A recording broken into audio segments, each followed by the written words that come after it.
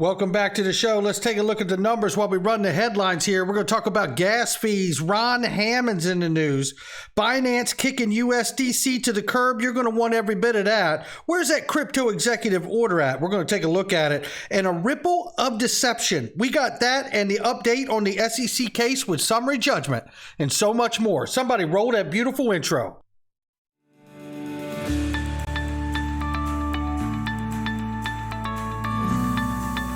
Digital Perspectives with Brad Kimes. Come on in.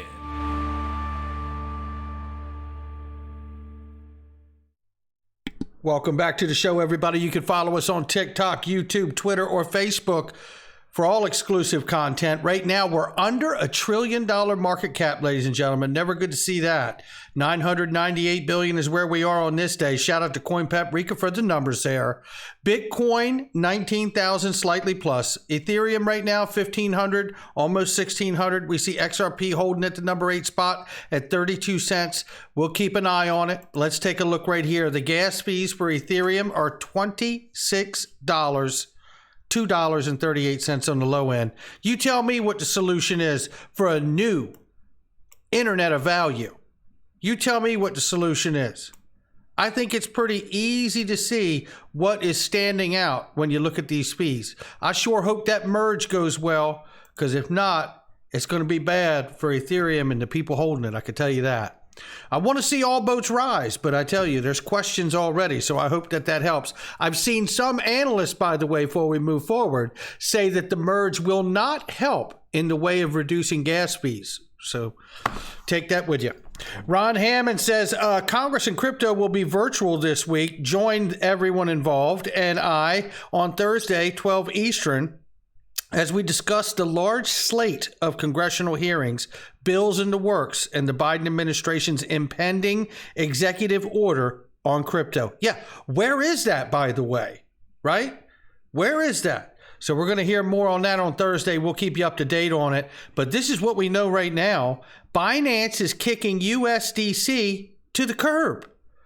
What in the world is happening here? The cryptocurrency exchange says it will convert all investment in USDC, Pax Dollar, and True USD into Binance USD on September 29th. We go into this article very quickly here. It says Binance, the world's largest cryptocurrency exchange by volume, has shaken up the vital stablecoin market, announcing it will automatically move customers' funds to its Binance USD, BUSD stablecoin from alternatives, including the larger USD coin. Binance said Monday that it will convert all investments in USDC, Pax Dollar, and True US Dollar into Binance US Dollar on September 29th, and customers transferring those tokens to the exchange will see them automatically converted into Binance stablecoin after that date. However, customers will be able to withdraw money denominated in USD coin, USDP, or TUSD when removing money from Binance. So there you have that. The decision effectively banishes the second largest stablecoin, USD coin, from one of the most prominent perches in crypto, erecting an obstacle to overtaking Tether as the biggest one. USD Tether at 68 billion market value, leading the USD coin at 52 billion, while BUSD is in the third place at 19 billion. So it seems like they're looking to push the Binance USD coin on the platform. But what's interesting to me is I keep bringing up the idea that we better pay attention to USD Tether and what's going on there. And I feel USD coin has a great possibility of becoming the official retail digital dollar with a public-private relationship with the United States government. We'll keep up to date what's going on here, but I think there's more than just meets the eye of this article. When you think about stable coins in general, I like to think of them the way Emi Yoshikawa is thinking of them.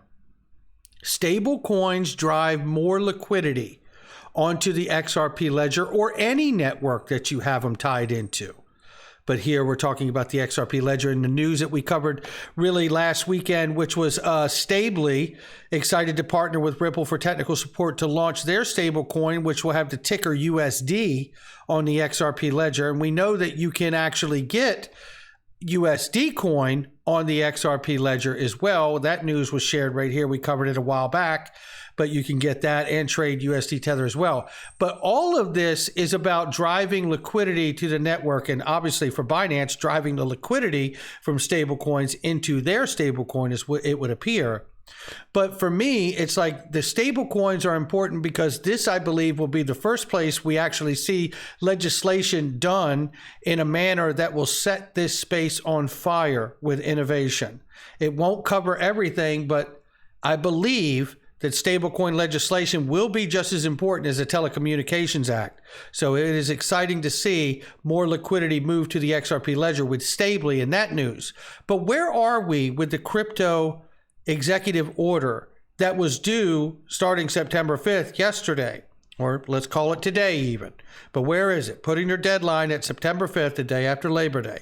We've seen nothing, right? So we will keep an eye on it, but this is what we have right now from Kristen Smith from the Blockchain Association, who, by the way, as a reminder, has done nothing as an association to aid or support John E. Deaton and 70,000+ XRP holders in our case and lawsuit against the SEC for harming all of us. She says, in regards to the crypto executive order, yesterday was a deadline for Biden's executive order on crypto. Here's how we were involved in the process. On 3/9, the Biden administration announced an executive order to ensure responsible development of digital assets, a big moment, and it was. Major federal agencies have been working on the reports and how they see the future of crypto ecosystem. They had 180 days to do so, which ran out yesterday. We focused on 3 agencies, says Kristen Smith from Blockchain Association, areas to guide the government's thinking: the Treasury Department, Office of Science Technology Policy, Commerce Department. It says here for the Office of Science and Technology Policy, OSTP, mining, we explained that while this uses a meaningful amount of energy, it also contributes in a big way to the shift to renewables in the U.S. Let's think on how crypto can be a part of the solution rather than only focus on the problem. So they're obviously vested in a proof of work coin like Bitcoin as a association. Treasury overall, we've been pleased with how the department views the role digital assets can play in revolutionizing daily life for millions of Americans. Efficiency plus inclusion plus access to high quality consumer services is something we should all support. We look forward to continuing to work closely with the Treasury on these issues moving forward. Commerce, we focused on strengthening U.S. competitiveness in the digital asset economy. We say this a lot, but crypto has handed the country a 100-year cheat code to maintain our global lead in financial technology. We can't waste it.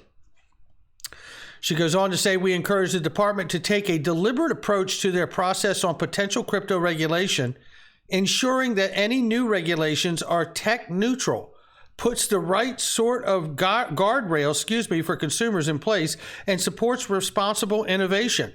Well, I tell you right there, that alone should have them screaming at the SEC, because it's obvious they gave Ethereum a free pass, courtesy of William Hinman at the very least.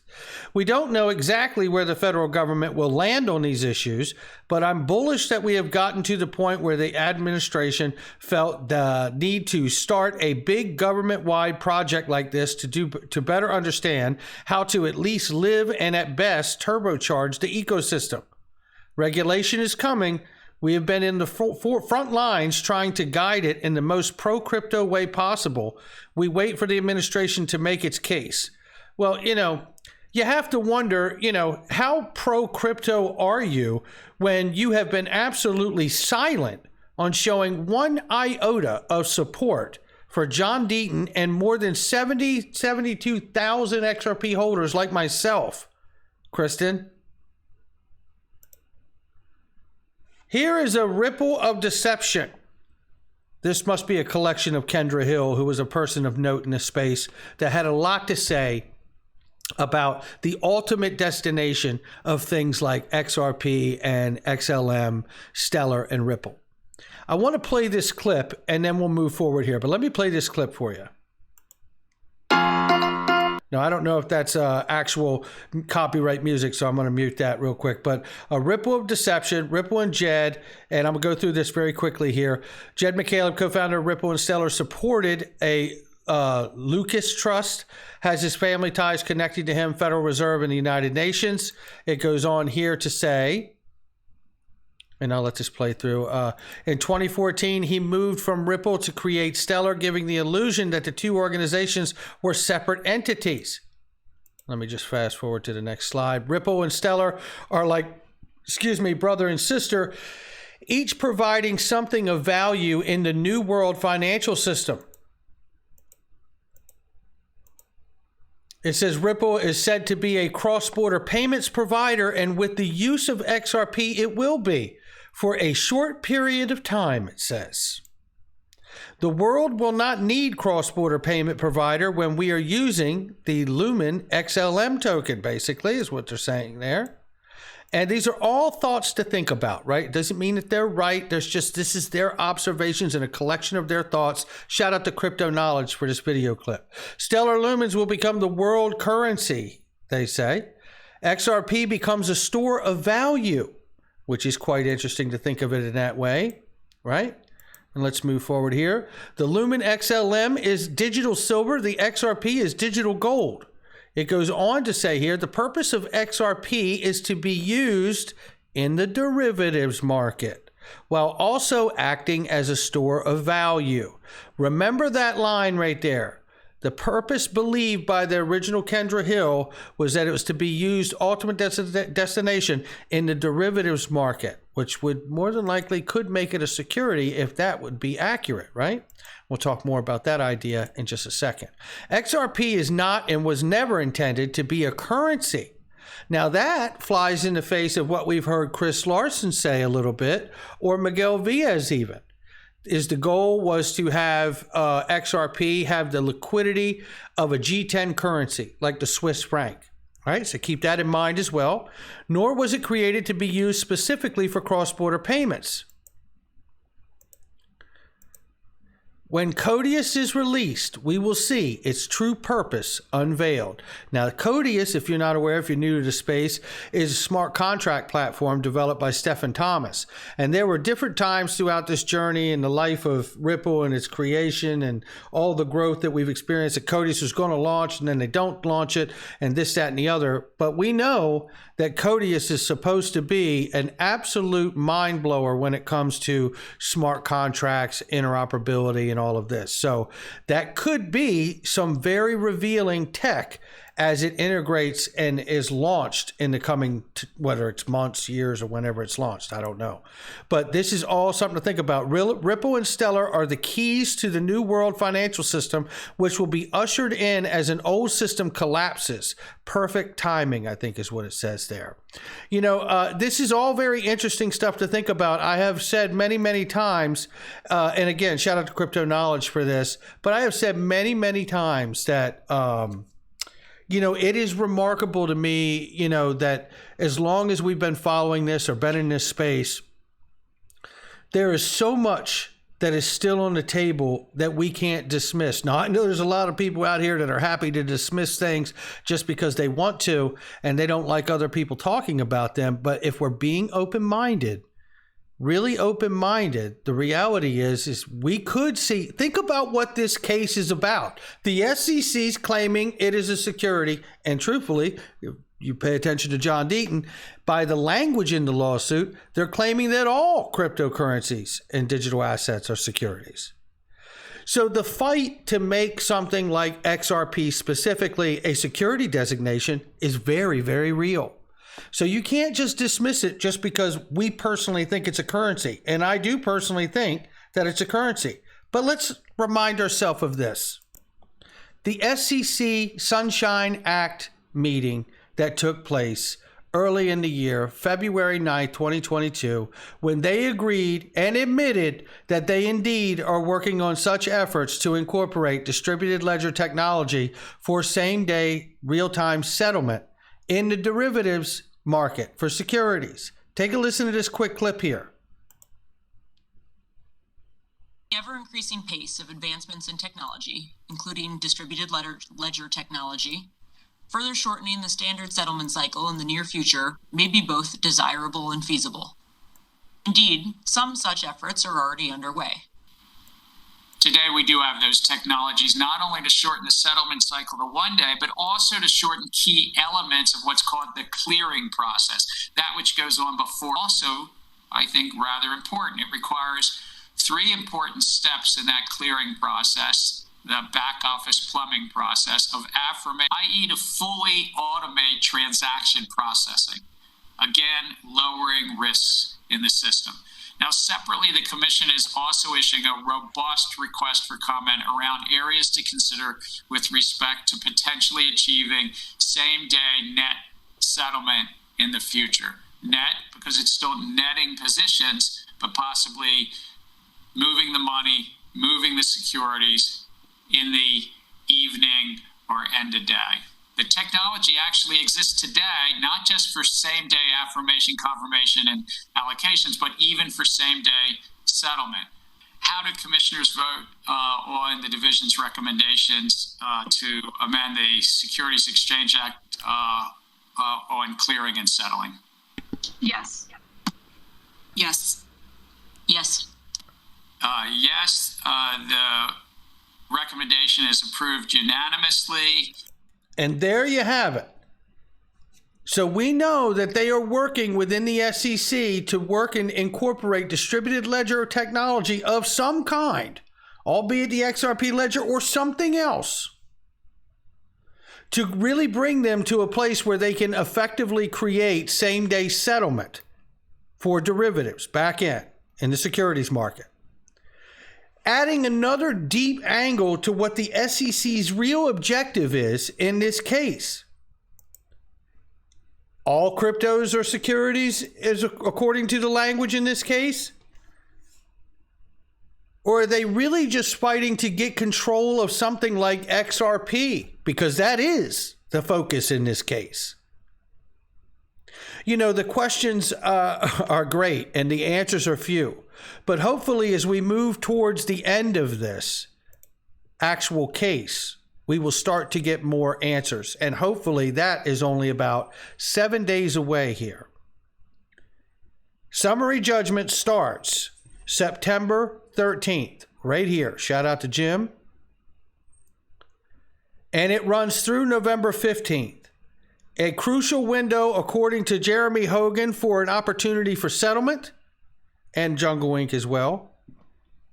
But I think this goes the distance. Listen, if we're going to settle everything, and if these things are not mutually exclusive, and we don't know the answer, but if that distributed ledger vote that took place with the SEC does happen to involve the XRP ledger in some way, if the digital dollar project and the DTCC relationship involves Ripple from that sandbox in some way,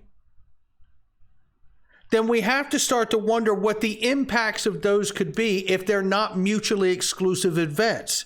We don't know if they're all tied together, but it is highly suspect, and it is certainly worthy of noting and keeping it on the table to really see if we can get the real definitive information to disprove it or to actually verify it and validate it beyond further than our speculation that we've had to date. But I'll tell you, we've been tap dancing over top the right things, and hopefully summary judgment will give us more information than we've ever had before as retail holders in this space. And hopefully we'll get more information when it comes to that crypto executive order, which is now 2 days late. Before I get out of here, I want to tell you, Masterworks, ladies and gentlemen, in a time of uncertainty like this economy, some of the richest people in the world have been putting their money in fine art. And now for the first time in the world, we can do it too.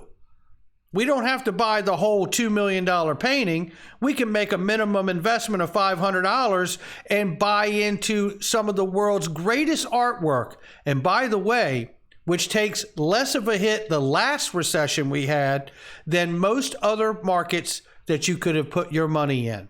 Doesn't guarantee you going forward, but it certainly makes me say to myself, and I have, invested in this space so I can find out how I fare. And if you want to know more, you can actually do a comparison against the artwork to the S&P 500, the housing market, or the U.S. corporate bond market, or gold, and see how it shapes up. And this artist, as an example, is crushing the S&P. How about that one? Make sure you check that out and all the other links underneath the video. I'm not a financial advisor, and neither is anybody else in this video. I'll catch you on the next one.